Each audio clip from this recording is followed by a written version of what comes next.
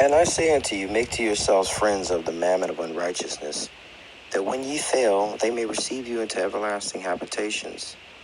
He that is faithful in that which is least is faithful also in much. And he that is unjust in the least is unjust also in much. If therefore ye have not been faithful in the unrighteous mammon, who will commit to your trust the true riches? And if ye have not been faithful in that which is another man's, who shall give you that which is your own? No servant can serve two masters, for either he will hate the one and love the other, or else he will hold to the one and despise the other.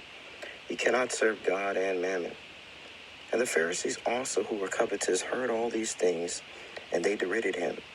And he said unto them, Ye are they which justify yourselves before men, but God knoweth your hearts. For that which is highly esteemed among men is abomination in the sight of God. The law and the prophets were until John. Since that time the kingdom of God is preached, and every man presseth into it. And it is easier for heaven and earth to pass than one tittle of the law to fail. Whosoever putteth away his wife and marrieth another committeth adultery, and whosoever marrieth her that is put away from her husband committeth adultery. There was a certain rich man which was clothed in purple and fine linen, and fared sumptuously every day.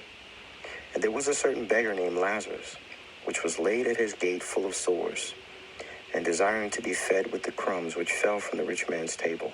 Moreover, the dogs came and licked his sores. And it came to pass that the beggar died, and was carried by the angels into the Abraham's bosom. The rich man also died, and was buried. And in hell he lift up his eyes, being in torments, and seeth Abraham afar off, and Lazarus in his bosom.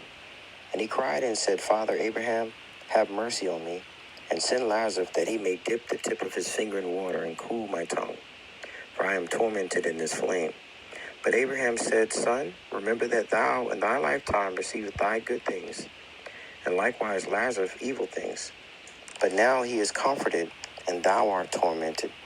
And beside all this, between us and you, there is a great gulf fixed, so that they which would pass from hence to you cannot, neither can they pass to us that would come from thence.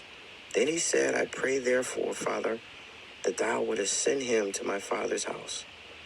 For I have 5 brethren, that he may testify unto them, lest they also come into this place of torment. Abraham saith unto him, They have Moses and the prophets, let them hear them. And he said, Nay,